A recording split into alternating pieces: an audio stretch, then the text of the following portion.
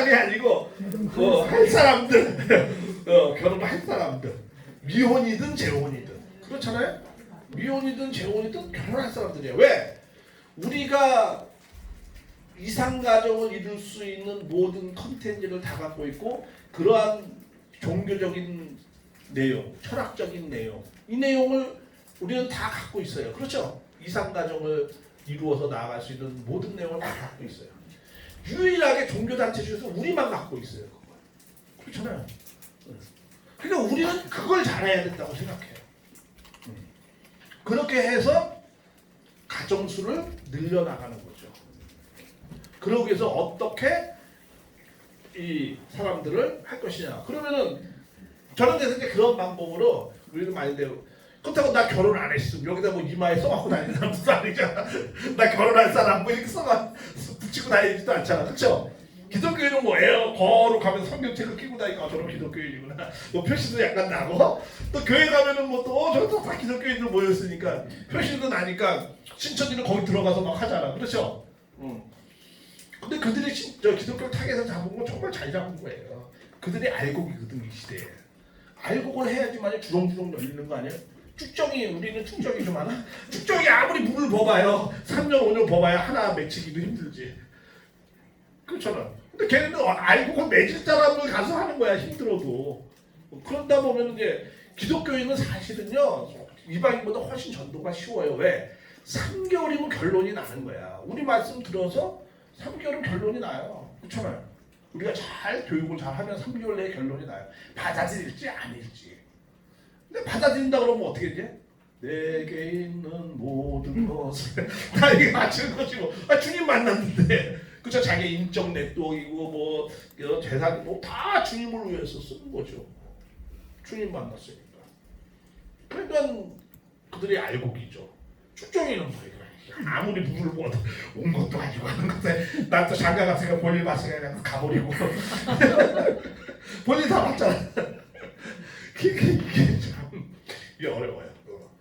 그렇다고 우리가 지금 뭐 기독교인만을 대상으로 할 수 있는 상황이 지금 이제 아니고 너무 이게 또 우리 활동하는 구성인이 외국 식구님들이고 그러니까 우리는 그래서 저는 그냥 그걸로 그렇다고 표시인 거니까 그러니까 이제 스티커 활동을 해요. 그냥.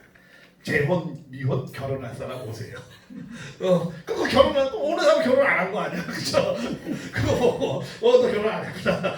그럼 이제 우리의 결혼의 의미와 가치와 그렇게 해서 그들은 결혼하러 왔지만 그걸 이제 더 한 단계 업 시켜서 이제 결혼을 하긴 하는데 무슨 결혼하나? 축복 결혼하나? 그럼 결혼은 뭐고 축복 결혼은 뭐야? 아 결혼은 너희 둘이만 좋아하는 거고 축복 결혼은 누가 좋아하는 거? 하나님이 좋아하는 결혼을 하라는 거야. 셋이 좋아하는 거야. 우리는 셋이 좋아하는 거고 세상 결혼은 뭐야? 둘이 좋아하는 거잖아. 우리는 하나님까지 같이 좋아하는 거. 그럼 얼마나 좋겠냐 더. 이런 식으로 이제 해가지고 교육을 시켜서 그러면 이제 정착을 하죠. 그렇죠? 그래서 저는 이제 그런 과정을 잘 만들어가지고 요 단계까지 그리고 요 단계까지 예배 참석을 이제 11조 내면은 그때 저는 이제 대상자를 찾아줘요. 11조 안 될까지는 대상자 안 찾아. 열심히 좀 더 드리셔야죠. 열심히 말씀드려야 됩니다. 이제 11조는 이제 개인적으로 이 사람 이제 좀 기대가 조성이 됐구나. 그 다음에 이제 대상자를 이제 하나하나 찾는 거죠. 재혼이든 재혼자 요새 60 넘으신 분도 많이 와요. 나 장가 가겠다고. 그러면 어떤 사람은 100억 가지는 사람도 있어요. 나 장가나 보내줘봐요. 그럼 내가 막 교회를 위해서 충성하죠. 이런 사람도 막 생겨요. 그러니까 우리는 그 타겟을 잡는 거기에서 이제 기독교인이 되면은 그 사람들은 이제 잘 키워가지고 목회자로 내보낼 수도 있고 축복받쳐 가지고 저는 이제 그런 전략을 지금 하고 있거든요. 참고로 그냥 뭘 말씀을 드리는 거냐면 우리는 타겟이 좀 있었으면 좋겠다 이거예요. 저한테 그 말씀을 드리려고 하는 겁니다. 그래서 그런 걸 통해서 이제 개발을 하고 그렇게 해서 쭉 해나갔으면 좋겠습니다. 그러니까 우리가 섭리의 전체적인 것을 맞춰야 되는 것도 있잖아요. 그렇죠? 참부모님의 바로바로 지시에 우리가 전체적으로 할 것도 있지만 우리가 꾸준히 매일 밥 먹듯이 그렇죠? 꾸준히 하는 것도 좀 있어야 되지 않겠는가. 그래야 이 결실을 맺어가면서 또 전체 일도 할 수 있지 않는가. 뭐 그런 생각이 좀 들어봤습니다. 그러기 위해서 첫째는 그래도 가장 기본은 뭐예요? 뭐 장가 간 사람이든 뭐 하든 하여간 이 교육이 중요하다는 거, 그렇죠? 네, 불을 항상 밝힐 수 있는 우리 교회가 됐으면 좋겠습니다. 자, 이제 다 오셨죠? 이제부터 하겠습니다. 자, 12절에 보면은 이제 몸을 돌이켜 나에게 말한 음성을 알아보려고 돌이킬 때 7 촛대를 보았는데, 이제 13절에 촛대 사이에 인자 같은 이가 발에 끌리는 옷을 입고 가슴에 금띠를 두고, 그러니까 이제 발에 끌리는 옷은 이제 금띠, 이거는 이제 메시아가 왕이 띠는 띠거든요. 그러니까 이제 여기 13절부터 시작해서는 12절부터 쭉 시작해서는 이제 예수님이 왕이요, 제사장이요, 구세주요, 뭐 이런 것으로 이제 상징하는 쭉 말씀이에요. 근데 이렇게 상징하는 이 내용이 7 교회를 나타나는 모습이 또 반복돼요. 어쨌든 내가 이런 내용으로 이제 쭉 나타나시고, 그 다음에 18절에 보면 이런 말씀 있죠. 39쪽에 18절 쭉쭉 지나가 있습니다. 중요한 것만. 살아있는 자라 곧 살아있는 자 내가 전에 죽었었노라 볼지어다 이제 세세토록 살아있어. 뭐야? 사망과 음부의 열쇠를 가졌으니, 그러니까 모든 구원의 열쇠는 다 누가 갖고 있다는 거예요? 예수님이, 재림주님 예수님이 갖고 있다, 이렇게 말씀하는 겁니다. 그래서 40쪽을 한번 보겠습니다. 그러므로 이제 네가 본 것, 지금 있는 일, 장차 될 일을 기록하라. 지금 네가 본 것, 그렇죠? 이게 몇 장까지가 8장까지 18절까지 본 거, 네가 본 거, 지금 쭉 봤단 말이에요, 그렇죠? 1절부터 18절까지 본 거, 이거는 이제 과거입니다, 그렇죠? 그다음에 지금 있는 일, 이 현재 지금 있는 일, 요거는 뭐냐면 18절 이후부터 2장 3장입니다, 계시록에. 그다음에 장차 될 일, 그렇죠? 이거 미래잖아요, 그렇죠? 네가 본 거, 지금 있는 일, 앞으로 뭐라고 했어요? 장차 될 일, 이건 미래죠. 그렇죠? 요건 4장부터예요. 4장부터 22장까지.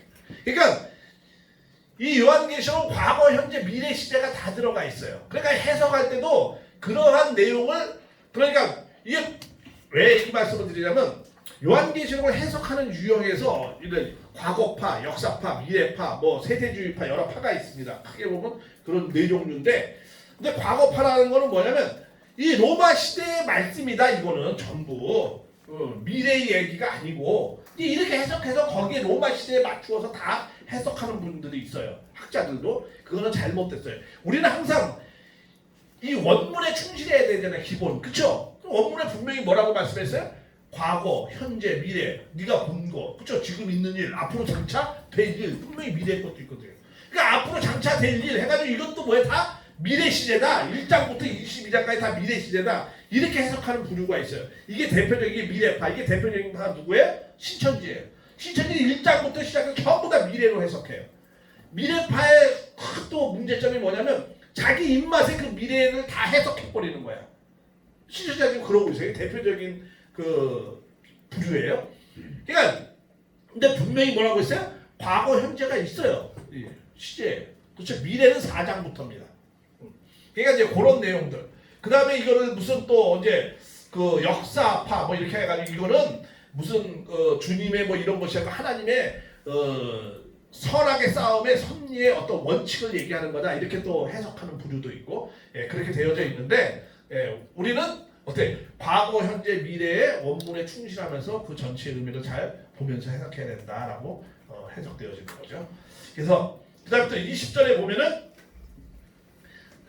거기에 네가 본 것은 내 오른손이 뭐예? 7별의 비밀과 7 금촛대라. 7별은 7 교회의 사자요, 7 촛대는 7 교회라. 이렇게 7별의 비밀과 7 금촛대의 뭐 비밀. 이 비밀이 있는데 성경에는 요한계시록에 비밀이 4가지의 비밀이 있습니다. 아까 뭐예요? 7 별, 교회 뭐 이런 비밀이 있고요. 그 다음에 또 하나님의 비밀이 있어요. 하나님의 비밀. 이게 10장 5절인가 그렇게 있고, 또 음녀의 비밀이 있어요. 음녀의 비밀. 이게 계시록 17장에 있는 거. 또 짐승의 비밀이 있어요. 짐승의 비밀. 이런 4가지의 비밀이 있습니다. 이 4가지의 비밀을 잘 이해하는 것도 굉장히 중요합니다. 요한계시록을 이해하는 데 있어서. 그 내용은 이제 앞으로 가면서 말씀드리겠습니다. 그 다음에 한 페이지 넘기면 42쪽, 43쪽을 한번 보겠습니다. 거기에 이제 7교회, 이제 1장은 끝나고 2장, 3장. 다시 말하면 이제 7교회의 말씀이 나오는 거예요. 그 근데 이 일곱 교회는 실제적으로 그때 당시 있었던 교회이면서 또 이 어떤 상징성을 말씀을 하고 있다고 말씀드렸어요. 그 상징성의 내용은 42쪽, 43쪽에 밑에 보면은 동시성 시대 이렇게 쭉 말씀되어져 있죠. 그렇죠? 이 동시성 시대, 다시 말하면 뭐냐면 에베소는 초대교회, 서머나는 로마 바퀴 시대 빨간 거, 버가모는 교구장제 시대, 두아디라는 기독교 왕국 시대 이렇게 쭉 그 의미를 말씀을 드리고 있다라는 것을 이 하나하나 교회를 살펴보면 알 수가 있습니다. 그리고 이제 이 편지의 구성은 어떻게 되어져 있냐면 맨 처음에 주님의 모습이 나타나고 그 다음에 칭찬, 맨 처음에 칭찬을 합니다 항상. 그리고 이제 좀 책망할 것도 하고 그다음에 권면하고 경변 이러한 그 흐름으로 이 교회에 대한 말씀이 그렇게 되어져 있습니다. 네, 그런 내용들도 우리가 참고를 하면서 계시록 2장 3장을 보겠습니다.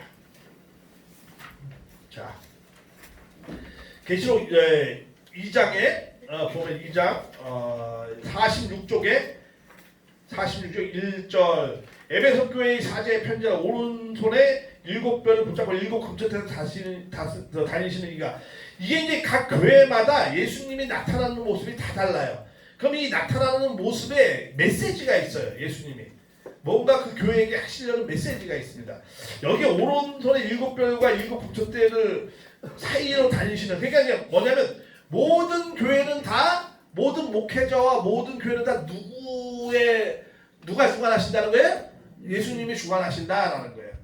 그러니까 지금 우리의 모든 교회장과 교회는 다 누가 주관하시는 거죠? 참부모님이 주관하는 거죠. 그래서 이건 참부모님의 몸이에요. 그렇죠? 우리 목회자는 참부모님의 대신자고 교회는 참부모님의 몸이고 뭐 그렇게 말씀을 하는 거죠. 그러한 관점에서 우리가 이제 이해를 할 수 있는 거죠. 자, 그래서 47절에 보면은 47쪽의 2절 내가 네 행위와 네 수고와 네 인내를 아느니 악한 자를 용납치 아니하고 자칭 사도라 하는 자들을 사도라 하되 아닌 자들은 시험하여 그 거짓된 걸 드러내더라. 이게 뭐냐면은 그때 당시에도 이단이 많이 있었던 거예요. 초대교회 아까 그랬죠. 내적으로도 많이 어렵다 보니까 분파 운동이 벌어지고 뭐 영지주의라고 이게 자칭 사도라고 하는 이단들이 있었다는 거예요. 근데 그들을 어떻게 했다가 용납치 아니했다는 거예요.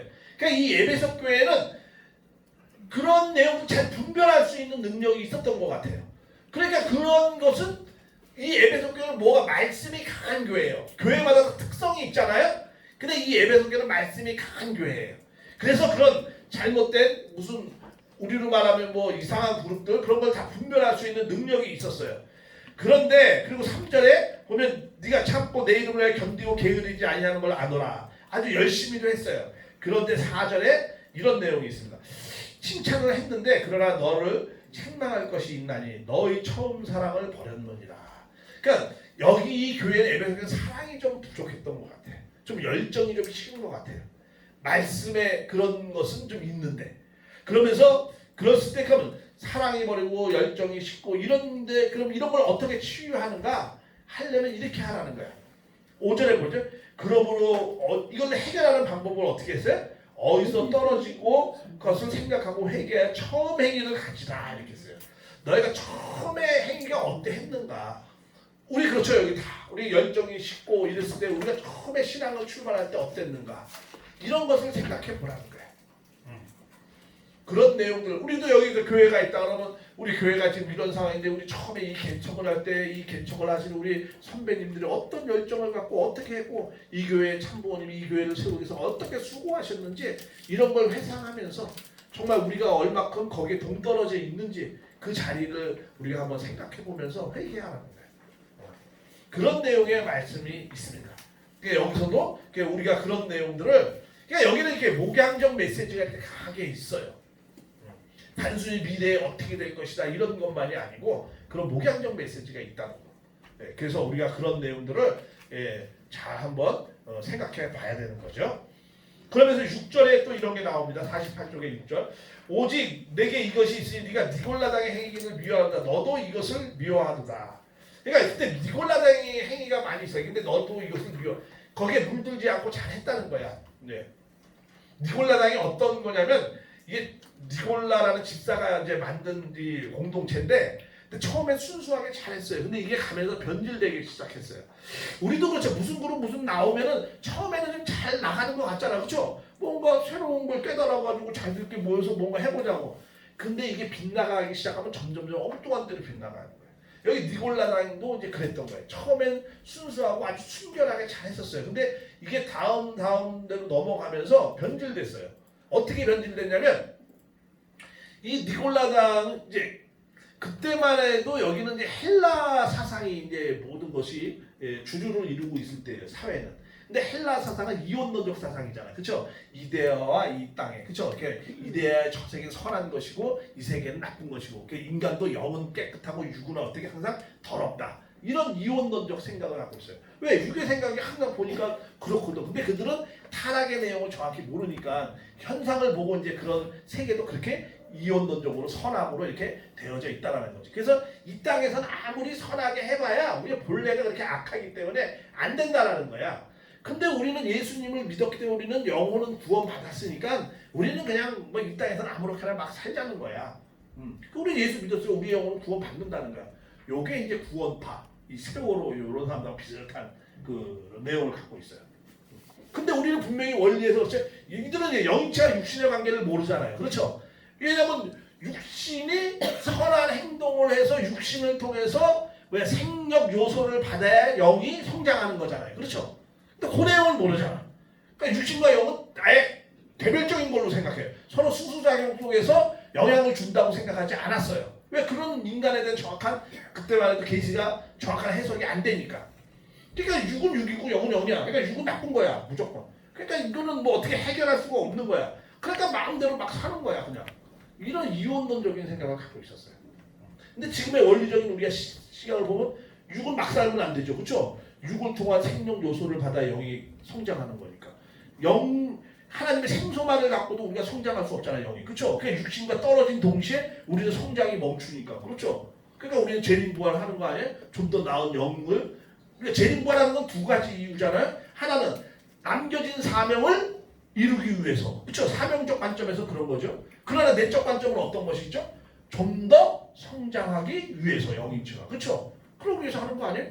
예수님도 남겨진 사명을 재림주님이 이어가지만 예수님이 부부의 심령과 부모의 심령을 가졌어요? 못 가졌어요? 덜 가졌잖아요. 그러니까 참부모님의 협조함으로 말미암아서 그렇죠? 그런 그래서 축복도 받으시고 막 그랬잖아요. 예수님도. 그러니까 육신이 필요해가지고 그러니까 이게 육신과 영인체의 상호 관계를 잘 몰랐던 거예요. 그때 당시에. 그러니까 지금의 이제 시대에서 원리에 다 밝혀주잖아요. 네, 이런 식으로 우리가 그러니까 육신이 중요한 거죠. 생활이죠. 선하게 행동하는 것이. 근데 그때 당시 그런 걸 몰랐었어요. 왜? 이원론적 생각을 갖기 때문에. 그러니까 니골라 당이 그런 행동을 했어요. 근데 지금도 그런 행동을 하는 기독교인들이 많아요, 사실은. 자, 근데 7절에 보면은 귀 있는 자는 성령이 교회에게 들에게 하시는 말씀을 들을지라 이기는 그에게 내가 하나님의 낙원에 있는 뭘 준다? 생명나무의 과실을 주어 먹게 하리라. 하리라는 건 이것도 미래예요. 그렇죠? 현재 있는 교회를 얘기하면서 비전을 제시해 주는 거예요. 미래를 항상 뭘로 주는 거야? 희망적인 메시지로 주는 거예요. 건면하면서. 왜? 그때 당시에 많은 어려움이 있었기 때문에. 너희가 이렇게 이런 것만 잘 고치면 내가 생명나무의 과실과 영생을 준다 이런 거거든요. 근데 영생이라는 것도 영생의 의미가 뭐 예수 믿으면 뭐 나를 기리워 생명 나를 믿어 죽어 하면서 영생의 문 어쩌고 많이 얘기하잖아요. 그 영생이 예수 믿으면 뭐 육신의 생명을 연장시켜준다 그런 의미가 아니에요. 영생의 의미는 사실은 그런 뜻이 아니고 영생은 뭐냐면 또 시간이 있지만 그래도 우리가 이거 짚고 넘어가야 될 거예요. 왜냐하면 이게 이제 혹시나 우리가 또 신천지를 상대할 수도 있고 기독교를 상대할 수도 있으니까 사실 그냥 계시록 최소한 2박 3일을 해야 되는데 이런 거 해가면서 해야 되는데 자 하여간 뭐 그것도 오후에도 해야 되는데 사실 근데 오전으로만 끝나라니까 근데 하여간 이 영생의 의미는 원래 히브리어로 영생은 올람하바라는 뜻이에요. 올람하바. 그게 무슨 의미냐면은 새로운 시대를 맞이한다는 거예요. 올람하바라는 새로운 시대를 맞이한다는 거예요. 올람하제는 뭐냐? 그건 구시대야. 우리 원리적으로 하면 선천시대야 한마디로. 올람하바는 뭐야? 후천시대야. 다시 말하면 이스라엘이 예수님을 보는 관점은 그 메시아의 대망은 어떤 관점이냐면 자기네들이 지금 식민지에 있잖아요, 로마에. 그러니까 자기네들을 해방시켜 주길 바랬어. 누구처럼? 모세처럼. 그러니까 모세 얘기를 계속 예수님이 많이 하는 거예요. 이 성경에 보면은. 왜냐? 그들은 모세가 어떻게 했죠? 애굽에서 자기네를 해방시켜 줬잖아. 그런 거 같이 누구도 해방시켜 줘야 된다는 거야? 또 예수도 우리 로마로부터 우리를 해방시켜 줘야 된다는 거야. 그러니까 예수님이 그런 말씀을 자꾸 하시는 거예요. 영생의 얘기는 그 뭐냐? 그러니까 너희도 나를 믿으면 어떻게 해요? 너희가 지금 이런 노예와 같은 시대에서 어떻게 했다는 거야? 해방의 기쁨의 세계로 나아갈 수 있다라는 의미가 영생이에요. 근데 그걸 한자로 쓰다 보니까 이상하게 쓰여진 거예요. 그게 사실은 해석을 하다 보니까. 그래서 아버님도 말씀 자꾸 번역을 잘하라고 그러잖아, 그렇죠? 그래서 대수로 원문으로 들어라 이런 이유가 있어요. 그래서 번역은 뭐다? 반역하는 거예요, 잘못하면. 그러니까 원문대로 그냥 보는 게 제일 좋은 거죠, 사실은. 번역은 반역이에요. 그래서 그러니까 이게 그래서 원래 의미는 올람 하제의 시대에서 올람 하바의 시대로 가야 된다. 그러니까 참부모님 우리에게 영생을 준 거야, 안 준 거예요? 준 거죠, 천일국 시대, 그렇죠? 그 참부모님도 영생을 우리에게 준 거예요. 그럼 기독교인도 또 물어봐, 참부모한테. 너는 우리를 영생을 1000년 동안 살게 해주냐? 이렇게 물어보는 거야. 근데 이 신천지가 그런 식이죠. 이 신천지는 영생의 의미를 몰라요. 이 사람들은 시간적 그런 것도 뭐 없고 그냥 무조건 베낀 거니까. 그러니까 뭐 이만희 따라다니면 뭐냐 영생한다는 거야. 같이 1000년 동안 그냥 죽지도 않고. 그러니까 우리 교회 오잖아요. 전도하려고. 왜? 우리 참부모님, 아버님 성화했으니까 재림주 아닌 게 증명이 됐다는 거야. 그러니까 저 사람들 막 혼란할 거라니까 빨리 우리가 가서 빨리 추수꾼이니까 가서 우리가 가서 전도하자는 거야. 그러니까 우리로 막 전도하러 오잖아요. 그쵸? 참 하룻강아지 범 무서운 줄도 모르고 모르니까 그 사람들도. 참. 근데 우리 진짜 범인가? 이제 범이 돼야 되겠죠, 그렇죠? 이게 그거 잘 가르쳐줘야 돼. 그래서 그 영생의 의미는 그런 뭐 예수님도 육신을 100살을 갖다 200살, 300살 연장시켜준다는 의미의 영생이 아니고 타락한 세계, 선천시대, 죄악된 세계, 고통과 눈물의 세계에서 이렇게 기쁨의 세계, 희락의 세계, 그렇죠? 그런 세계로 우리를 인도해 준다라는 거예요. 예수를 믿으면. 모세가 그렇게 했던 것과 같이 그런 내용입니다. 여기가 생각나는 지금 잠깐 다른 넘어가는데 그렇습니다. 자, 50절 이제 서머나 교회를 한번 볼게요. 서머나 교회 50쪽 8절에 보면 서머나 교회 사역의 편지하기에서 처음이요 마지막이니 죽었다가 살아난 이가 이르시되. 예수님이 어떻게 나타났죠? 죽었다가 살아나 부활한 예수님으로 나타났죠. 왜 이렇게 나타났을까? 서머나 교회는 어떤 교회냐면은 굉장히 핍박을 많이 받았던 교회. 그중에서 7교회 제일 핍박을 많이 받고 많이 순교자가 있었던 교회예요. 근데 이 교회는 꼭 무슨 시대를 상징하냐면 로마 박해 시대를 꼭 상징해요. 다시 한번 초대교회가 끝나고 로마 박해 시대가 교회사가 그렇게 진행되잖아요. 초대교회가 이렇게 사랑이 있고 막 분파가 생겼잖아요. 이제 그 다음에 이제 권면이 되어가지고 이제 서머나 교회, 다시 말하면 로마 박해 시대가 열리거든요. 그 로마 박해 시대하고 이 서머나 교회하고 너무 유사해요. 자, 진짜 그런가 한번 볼게요. 51쪽에 볼까요? 9절에 내가 네 환상과 궁핍한 실상은 네가 부유하니라 자칫 유대인이라는데 비방도 하면 실상은 유대인이 아니면 사단을 해라 하면서 이제 그런 10절에 볼게요. 10절에 네가 장차 받을 고난을 두려워하지 말라. 이제 앞으로 고난이 많을 거예요. 그러니까 마귀가 장차 너희 가운데 몇 사람이 아니라 한 500만 죽였어요. 몇 살 로마 박해 시대는. 그래서 옥에서 이제 시험을 받아요. 근데 네가 10일 동안 10일만 받았겠어요? 10일만 받는 거 같고 이렇게 하나 예수님 말씀하셨겠어요? 이게 뭐냐면 네로 황제로부터 시작해서 디오클리시안 황제가 10황제 동안 핍박을 받았어요. 그게 한 300년 된 거죠. 예, 그게 그 기간 동안 10황제가 핍박을 했어요. 딱 그 디오클리시안 황제가 핍박이 끝나면서 콘스탄티누스 대제가 기독교를 국교는 아니지만 공인까지 해줬죠. 예, 그러한 시대가 열린 거예요. 그게 딱 10황제였어요. 요걸 11 환란이라고 표현되고 있어요. 11 환란을 받냐? 네가 죽도록 충성하라. 그럼 내가 생명의 뭐예요? 면류관을 내게 주리라. 귀 있는 자는 성령의 교회에게 53쪽 성령에게 교회 하시는 말씀을 드려야 되라. 이는 뭐야? 둘째 사망의 해를 받자. 둘째 사망이 뭐야? 첫째 사망은 뭐냐면 아담의 사망을 얘기하는 거고 말씀하는 거. 둘째 사망은 재림 주님이 왔을 때 불씨라는 거는 둘째 사망이에요. 첫 사망은 아담으로부터 모든 사람이 죽었다고 그러잖아요. 첫 사망이고 둘째 사망은 재림 주님이 왔을 때 불씨라는 사람은 둘째 사망이 그 사람들은 영원한 불못에 가둬진다 이렇게 표현하고 있습니다. 그러니까 둘째 사망은 재림 주님이 왔을 때의 불씨를 말씀하는 거예요. 근데 이 순교한 사람들은 재림 주님이 왔을 때 절대로 재림 주님을 불신하지 않는다라는 거예요. 왜냐면 영적으로 더 잘 아니까. 우리 그런 말씀 있잖아요. 뭐하면 귀신같이 알아. 그래서 영적인 존재가 더 이게 잘 분별하거든요. 그러니까 이 분들은 이 순교자들은 재림 주님 올 때 절대로 불신하지 않는다라는 걸 말씀하는 거예요. 협조한다라는 걸 말씀을 하는 겁니다. 그런데 여기에 보면은 자 예수님이 죽었다 살았다 이렇게 나타났어요. 그거 왜 그랬느냐 하면은 서머나 교회 이 로마 박해 시대가 엄청나게 심하잖아요. 그렇죠? 그때 그분들이 그 박해를 이겨낼 수 있었던 힘이 있었어요. 그게 뭐였냐면은 환상을 많이 연계가 많이 열려 환상을 아름다운 걸 많이 보게 했어요.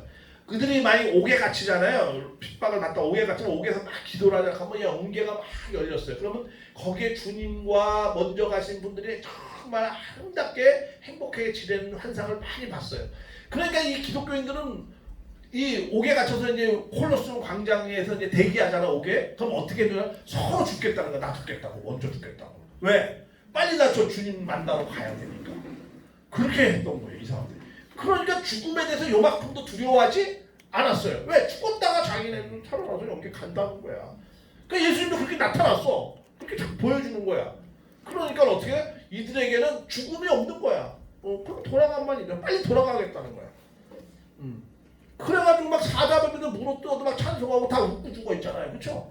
그러니까 그 내려가지고 영화 같은 데 보는 거잖아요. 그 지식인들 딱 보고 이렇게 봤는데 얼굴이 다 웃고 있어. 야, 우리는 이게 배불리 잡고 먹고 우리는 그냥 인상 찌푸리고 사는데 이놈들은 그냥 아무것도 없는데 죽어 사자밥인데 고통도 없나 이렇게 얼굴 다 웃고 있는 거야. 거기에서 충격받았어요. 그때 로마의 젊은 지식인들이. 그리고 그냥 그 한쪽에서 막 기름 감아 있잖아요. 그저 줄 서 있잖아요. 막 죽음을 대기하면 기름 감아. 그럼 옆에서 로마 병정이 그러는 거야. 야, 너 예수 안 믿겠다 한마디만 하라. 그럼 너, 야, 너 강포에 쌓인 네 얘기는 무슨 죄가 있다고 너 같이 죽냐. 빨리 또 보내줄 테니까 예수 안 믿겠다는 소리 한마디만 해. 그런데도 뭐 야 우리 얘기하고 우리 간다 예수님 만나러 가자. 그냥 기름 감아 펑펑 가는 거야. 그렇게 죽었어요. 그것에 로마가 감당을 할 수가 없었어. 그렇게 해서 그 로마 박해 시대에 죽은 사람이 500만이 500만. 그 기간 동안에. 그럼 그들은 다 어디서 살았어요? 카타콤이라는 지하에서 살았잖아. 지하 동굴. 그렇죠? 거기에 깊이가 여기서부터 한 5m예요. 5m. 막 1층, 2층, 3층. 그럼 나중에 유적을 보니까 한 몇백만 구가 거기서 막 그냥 뼈나오가 나오잖아요. 그렇죠? 그렇게 살면서도 거기에서는 참 은혜가 있었어요. 그 사람. 그렇게 사는 거야. 그게 로마를 굴복시켰어요. 그러니까 핍박을 받으면 그러니까 이 귀족들은 나중에 그런 걸 알다 보니까 어떻게 했냐면 그 며느리들 있죠 며느리를 앞에서는 막 기독교 나쁘다 말고 뒤에서는 어떻게 해? 기독교고 며느리를 이렇게 받아들이는 거예요. 이렇게. 왜? 저놈들은 사실은 깨끗하거든. 아니 자기네들 그 딸내미들 그냥 친구 딸내미들 그냥 처음 보면 그냥 개망나니거든. 저 좋아해 우리 집안 망했다 이거야. 그러니까 뒤를 어떻게 해요? 기독교 며느리를 받아들이는 거야. 그럼 이 며느리가 또 가서 잘해요. 그래가지고 그냥 시어머니한테 잘하니까 시어머니 기독교인 만들어버리고 그럼 둘이 합세가 또 시아버지 만들어버리고 또 남편 만들어버리고 그러니까 나중에 그냥 죽으면 재산은 다 누게 되는 거야. 며느리 거 되는 거야. 그거 갖고 막 세계 선교를 막 다 해버린 거예요. 그렇게 해서 로마를 굴복시킨 거예요. 그렇잖아요. 콘스탄티누스 세대도 그 어머니가 기독교인이었거든요. 아주 독실한. 그래가지고 며느리하고 둘이 합세해가지고 콘스탄티누스 세대를 갖다 기독교인 만들어버렸잖아요. 이게 우리에게 시사하는 바가 커요. 그렇죠?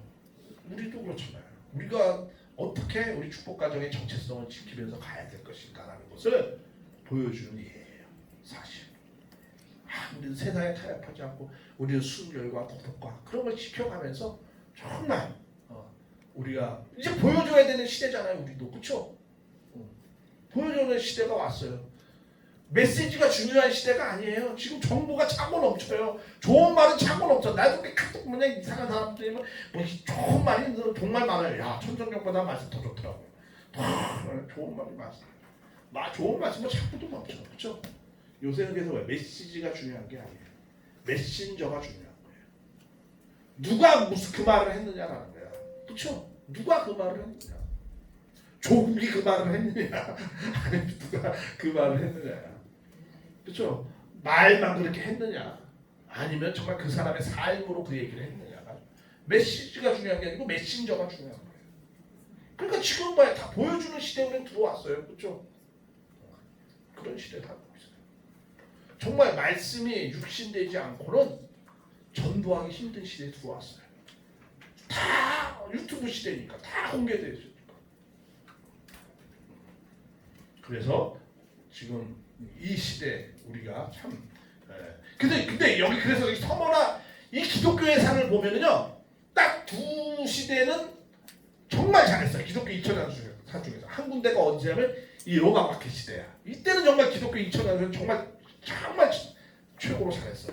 또 한 번 잘한 데가 있어요. 종교개혁 이후에 기독교가 전 세계에 선교 나가기 위해서 물물 가리지 않고 나갔어요. 종교개혁 이후에. 그렇죠? 그 두 시대가 잘했거든요. 근데 그 두 시대를 상징하는 교회가 하나는 서머나 교회고 7교회 중에서 하나는 빌라델비아 교회예요. 그래서 서머나 교회고 빌라델비아 교회 6번째 교회는 한 번도 책망을 받지 않았어요. 여기 다 책망받지 않잖아요. 전부 칭찬만 해요. 빌라델비아 교회. 근데 또 교회사 중에서 가장 안 좋았던 시대가 있었어요. 그게 중세 시대였어요. 그렇죠? 십자군 전쟁 하면서 그 다음에 교황이 포로되고 돌아와서도 제대로 하지 못해 그 600년간 그 중세 시대. 그게 참 교회 기독교사 중에서 제일 안 좋았던 행동들이었어요. 근데 그것을 대표하는 교회가 4대 교회예요.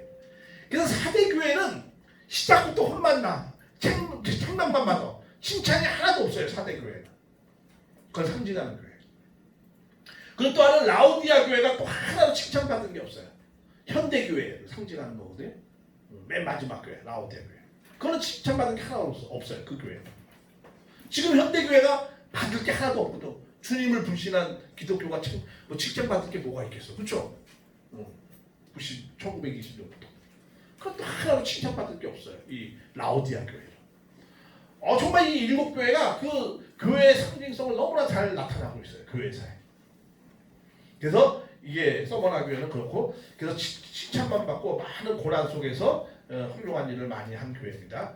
그때 다시 또 서머나 교회 또 실제로 있던 교회가 좀 그랬었고. 자, 그 다음에 이제 버가모 교회를 한번 보겠습니다. 이 버가모 교회는 이제 기독교가 어느 정도 공인받으면서 이제 교구장제 시대가 열리거든요. 근데 교구장제 시대에는 그때부터 이제 교리가 이렇게 정립되어지는 시대가 들어갔거든요. 예를 들면 기독교의 저수지, 기독교 신앙의 기본 기틀을 잡은 사람이 어거스틴이잖아요. 교부, 그 어거스틴 교부 시대. 그 사람, 그 다음에 또 아다나시우스, 뭐 이런 사람들이 교회의 기독교 교리를 다 정립을 했잖아요. 정립하면서 또 성경도 그 아다나시우스 그 사람이 마지막으로 요한계시록을 집어넣은 거거든요. 예, 그런 식으로 경전이 형성되면서 교리가 형성되었던 시대가 이 교구장제 시대예요. 근데 여기에 나타난 이 버가모가 그런 것을 많이 상징하고 있다는 거예요. 그래서 여기에 나타난 교회의 모습이 어떻게 나타나냐면 55쪽에 보면 12절에 보면 이렇게 나타나요. 버가모 교회 사장의 편지를 좌우의 날선감을 가리진 시가 가라사대. 어떻게 했다고? 좌우에 뭘 갖고 있어요? 날선감을. 그건 뭐야? 말씀을 정확하게 분별하라는 거야. 그런 말씀, 그런 모습으로 나타났어요. 예수님의 말씀이 정확하게 분별된 그런 걸로 말씀을 모든 거 정립을 하라라는 거죠. 이게 이제 교구장제 시대의 모습이에요.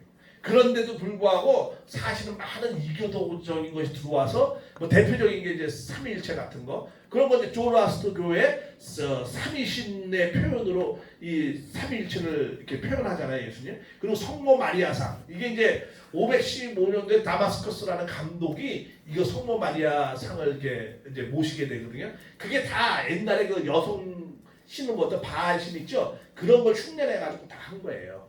내가 썼는데 그게 다 그런 형식의 그런 이교도적인 게 막 들어온 거예요. 이게 그런 걸 정확히 조심하라는 거야. 사도신경도 약간 좀 문제가 있잖아요. 그거는 뭐 그 전에 거지만 내가 그러니까 이러한 내용들을 정확하게 하라는 거예요. 그래서 좌우의 날성검을 가르니시가 가라사대 가르니시가 이런 식으로 예수님이 나타났어요. 그래서 13절에 보면 네가 내 행위나무에 사탄의 권자가 있는 데라 네가 내 이름을 구겨 내 충신된 증인 안디바 그러니까 너희 가운데 사단에 있는 곳이다. 죽음을 당할 때도 나를 믿는 믿음을 저버리지 않았더라. 이제 이게 굉장히 훌륭한 믿음을 가지고 칭찬을 합니다. 그러나 내가 두어 가지 책망할 거니 거기서 우리가 발람의 교훈도 발람 나오고 행음을 뭐 해야겠다. 이 행음이라는 건 영적인 그 간음이거든요. 네, 그런 내용들. 그러니까 다른 이교도니까 막 들어왔다는 거예요. 또 15절에도 뭐 니골라다의 교훈을 받아라. 이 세상권, 이 헬라 문화권 갖고 막 이렇게 한 거. 여러 가지 뭐 그런 것을 정확히 하라는 거예요. 그렇게 하면은 내가 이제 17절에 56쪽에 뭐 귀 있는 자의 성령이 교회에게 너희 함께하는 걸 뭐 들을지어다. 뭐 이런 얘기가 쭉 나옵니다. 이 의미는 뭐 밑에 다 읽어보시면 압니다. 그 다음에 이제 두아디라 교회가 나오는데 두아디라 교회 사제에게 편지라 그의 눈이 불꽃 같고 그 입에 빛난 주석 같고 하나님의 아들이 그러니까 이 57쪽에 보면은 18절에 눈이 불꽃같이 주석같이 이거 심판주의 예수님으로 나타났어요. 왜 이런 모습으로 나타났을까? 이 기독교 통일왕국 시대 이때 굉장히 그 풍요로운 시대 이제 세상을 이겼잖아요. 이게 완전히 그러니까 이제 그랬는데 이제 부패해지기 시작했거든요. 그러니까 심판주로 나타나는 거예요. 그래서 19절에 보면 뭐라고 그랬어요? 내가 네 사업과 사랑과 믿음과 성경에 인내로 네가 나중 행위가 처음 것보다 많도다. 그러니까 아주 큰 일을 네 사업에 큰 일을 했다는 거예요. 그러니까 세상을 이긴 교회가 됐어요. 그러한 세상의 권세를 잡았어요. 교회가. 교황보다도 황제보다도 교황이 더 권위가 높았으니까. 그래서 그렇게 했지만은 이제 58쪽에 보면 그러나 내가 책망할 것이 있다고 칭찬을 했지만 책망. 네가 선지자라는 여자 이세벨이 네가 이게 또 뭐 행음하고 또 뭐 이렇게 음란하고 뭐 여러 가지 부패하기 시작한 내용들을 또 쭉 적습니다. 그러면서 23절에 뭐야? 내가 사망으로 그의 자녀를 주이라 교회가 나의 사랑을 뜻과 살피는지 알지라 내가 너에게 각 사람은 뭐야? 행위대로 갚아주리라. 이 행위에 대한 믿음을 이제 나오는데 여기 이제 계시록에는요 행위에 대한 믿음이 많이 나와요. 20절에도 행위에 대한 믿음을 강력하게 몇 번 말씀을 하십니다. 근데 사실 기독교의 교리의 본질은 믿음으로 말미암아 구원이잖아요. 그렇죠? 근데 여기는 행위로 말미암아 구원이 많이 나와요. 계시록은. 그 왜 그럴까? 기독교의 믿음으로 말미암아 구원의 배경은 로마서가 배경이 됐어요. 그래서 근데 그런데 그거와 반대로 또 행위의 구원도 없는 건 아니에요. 있어요. 그건 어디죠? 야고보서예요. 야고보서의 주요 행함이 없는 믿음은 뭐다? 죽은 믿음이다. 요거는 이제 야고보서의 관점이에요. 그리고 로마서는 뭐야? 행위로 말미암아 구원받지 않고 뭐로 말미암아 한다? 믿음으로 말미암아. 이게 반대되는 것 같잖아. 그래서 사실은 특히 켈빈주의자들 개혁교회는 이 로마서를 굉장히 중요시 여겼거든요. 그래서 야고보서는 읽지도 못하게 했어요. 잘. 그런데 사실은 로마서도 뭐 행위를 부정하는 것이 아니었고 야고보서도 믿음을 부정하는 것이 아니었어요. 그건 왜 그랬느냐 하면은 로마서는 말 그대로 로마에 보낸 편지야. 그러면 누구에게 그걸 보내는 편지죠? 이방인에게 보내는 편. 받는 자가 이방인이에요. 야고보서는 누구에게 보낸 거예요? 예루살렘 기독교인들한테 보낸 거고 야고보가 이 예루살렘의 책임자였거든요. 오래도록 있을 때까지. 그리고 로마서는 이게 이방인에게 바울이 이방인 기독교인한테 보내는 편지예요. 그러니까 수신자가 성격이 달라요. 근데 이방인들은 예수님을 알아 몰라. 잘 몰라요. 그러니까 예수님의 믿음을 굉장히 강조한 거예요. 근데 예루살렘에 있는 그런 야고보서가 예루살렘에 쓴 그 편지의 내용은 예루살렘 기독교인들은 예수님을 알아 몰라. 알아요. 그러니까 예수님을 막 강조하기보다는 근데 예루살렘 사람도 누구들하고 또 같이 섞여서 살았어요? 유대교인들하고 같이 섞여서 살았어요. 그러니까 야고보가 뭐라고 말하는 거예요? 너희들이 예수를 믿으면 누구보다는 삶이 좀 나아야 되지 않냐? 유대인들보다는 조금이라도 생활이 나아지고 삶이 나아야 되지 않겠느냐. 너희가 예수를 믿는다면 그런 관점이야. 그러니까 뭘 강조한 거예요? 행위를 강조한 거예요. 자, 그러면 이제 그런 상황에서 지금 이 시대, 세계가 복음화된 이 시대, 예수님은 다 알아 몰라? 다 알아요. 구세기라고 다 알아. 이 계시록이 되어진 상황이면 벌써 다 세계가 복음화된 거 다 알고 있어. 그러니까 계시록은 뭘 강조하는 거야? 행위를 강조하는 거예요. 지금 무슨 뭐 예수님이 뭐 구세주니 뭐 자꾸 뭐 이런 걸 강조하는 게 아니잖아요. 기독교인들한테도 요새 많이 그래서 뭘 강조해요? 행위를 많이 강조해요. 성화된 삶을 살아라. 그렇게 말씀을 많이 하잖아요. 요새. 내가 항상 하는 우스갯소리로 하는 말씀이 있어요. 우리 어머니 기독교인들 안 믿어요. 기독교 교회 가라고 그러면 안 간대. 왜 안 가요? 그러니까 하는 말이 있어. 딱 한마디 해. 뭐라죠? 아니, 야 믿는 놈이 더 하더라. 야. 그래. 그게 부모이 안 된다는 거야. 가봐야 뭐 별거 없다는 거야. 믿는 놈이 더 하대. 그런 말 한마디 해. 그러니까 우리도 뭐 지금 이제 우리도 축복 가정에 삶이 중요한 걸로 지금 이제 서서히 우리 내부적으로 그런 말이 이제 우리가 각성하게 되잖아요. 지금 그렇죠? 그런 걸 이제 세상도 그런 걸 우리에게 서서히 이제 요구해요. 너희 60년 됐으니까 너희 축복 가정이 어떻게 사는가 이렇게 관심 있게 보려고 하는 거죠. 그래서 우리에게 축복 가정의 삶을 요구하는 시대로 들어왔어요. 우리도. 그래서 이게 행위를 강조하는 거예요. 자, 그래서 24절에 이제 59쪽에 이제 두 아들의 남아의 교훈을 받은 소위 사탄의 맞죠? 이거 다 읽어보시면 알고요. 그래서 이제 이기는 자에게 뭐 주고 세월서 이거 보시면 다 압니다. 자, 그래서 3장을 보겠습니다. 사대교회 요거는 10분 쉬었다 3시부터 하겠습니다. 50분 너무 빨리 가네. 부지런히 나가야 돼. 10분 되겠어요. 끝냈네. 47분 됐어요. 생각이 안 나죠.